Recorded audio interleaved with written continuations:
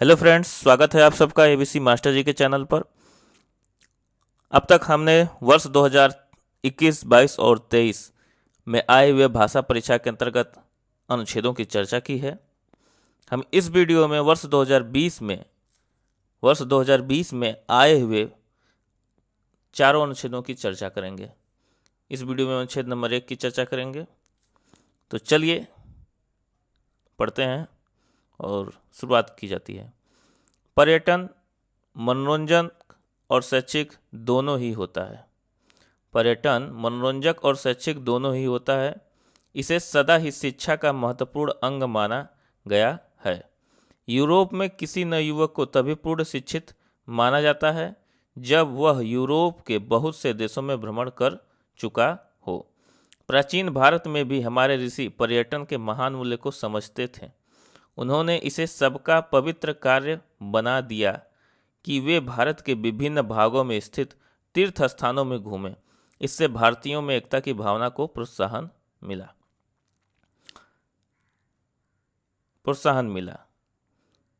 आप देख रहे हैं कि पर्यटन मनोरंजक और शैक्षिक दोनों ही होता है। इसे सदा ही शिक्षा का महत्वपूर्ण अंग माना गया है। यूरोप में किसी युवक को तभी पूर्ण शिक्षित माना जाता है जब वह यूरोप के बहुत से देशों में भ्रमण कर चुका हो। बाबू, यूरोप क्या है? जैसे कि हमारा देश भारत है, और भारत किस महाद्वीप में आता है? तो भारत बाबू आपका एशिया महाद्वीप में आता है। ठीक उसी प्रकार यूरोप एक महाद्वीप है और उसमें बहुत से छोटे देश हैं। तो जब उसमें बहुत सारे छोटे देश हैं तो हम उन छोटे देशों में यदि कोई वहाँ का युवक पूरा भ्रमण कर लेता है तभी उसे क्या माना जाता है? शिक्षित माना जाता है।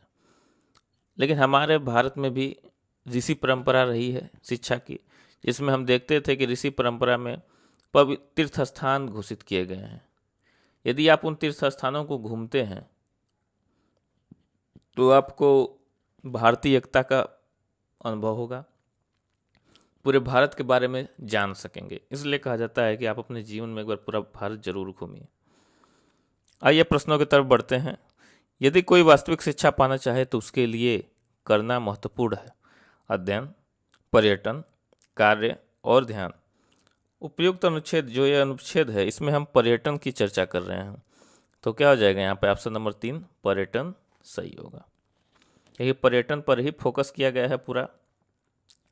पर्यटन शब्द देख रहे हैं, और पर्यटन अर्थात घूमने, पर्यटन अर्थात कहीं ऐसे विशेष जगह घूमने को ही पर्यटन कहा जाता है। तो हम वास्तविक शिक्षा उसे ही माना जा रहा है जब क्या हो, पर्यटन, व्यक्ति पर्यटन को महत्व दे। जैसे कि यूरोप में देख रहे हैं, हमारी प्राचीन भारत में ऋषि परंपरा में कई सारे तीर्थ स्थान बनाए गए हैं घूमने के लिए। तो पर्यटन ही क्या है? मनोरंजन के साथ साथ क्या है? शैक्षिक भी है। अगला प्रश्न देखिए, निम्नलिखित में से कौन सा शब्द मनोरंजक का समानार्थी है? अब मनोरंजक का समानार्थी दृश्यावलोकन, थकाने वाला, शैक्षिक, मन भावन। अब मनोरंजक का मतलब होता है जो आनंदमय हो। शैक्षिक का मतलब आनंदमय तो है नहीं, थकाने वाला भी नहीं है, दृश्यावलोकन नहीं है, दृश्य को देखना, अवलोकित करना, तो ये भी वो अर्थ नहीं देता है। तो क्या है? मन भावन, जो मन को भावे। मनोरंजन क्या है? मन का रंजन करने वाला ही तो मनोरंजन है। तो मन को भाने वाला, दोनों का अर्थ एक ही आ रहा है। समानार्थी मतलब समान अर्थ दे। तो मनोरंजक का समानार्थी क्या हो जाएगा? मन भावन हो जाएगा बेटा। इस प्रश्न में देखते हैं, स्थानों की यात्रा करना प्राचीन भारत में पवित्र समझा जाता था। डैश। फ्रेंड्स, स्थानों की यात्रा करना प्राचीन भारत में पवित्र समझा जाता था। किसकी यात्रा? प्राचीन भारत में पूछ रहा है, तो प्राचीन भारत में किसकी यात्रा करते थे बाबू? हम तीर्थ स्थानों की यात्रा करते थे। तो तीर्थ स्थान क्या? हाँ, तीर्थ स्थानों की यात्रा करना ही पवित्र समझा जाता था। तो प्रशिक्षण नहीं होगा, शहरी नहीं है, व्यापारिक नहीं है, क्या हो जाएगा? तीर्थ। अगला प्रश्न है, लोग यदि अधिक डैश करें तो उन्हें दूसरों के साथ एकता का अनुभव होता है। लोग यदि अधिक क्या करें? पर्यटन करें, बातचीत करें, खेल करें, प्रश्न करें। तो उपयुक्त में हम देख रहे हैं कि पर्यटन की चर्चा की गई है, तो पर्यटन ही सही होगा। तो ये तीनों ऑप्शन क्या हो जाते हैं? गलत हो जाते हैं। ऋषि वह व्यक्ति है जो होता है।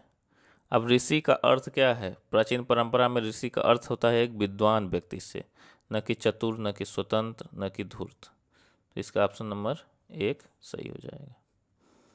आशा करते हैं आपको यह अनुच्छेद समझ में आया होगा। आसान अनुच्छेद था, इसमें पर्यटन के बारे में चर्चा की गई थी।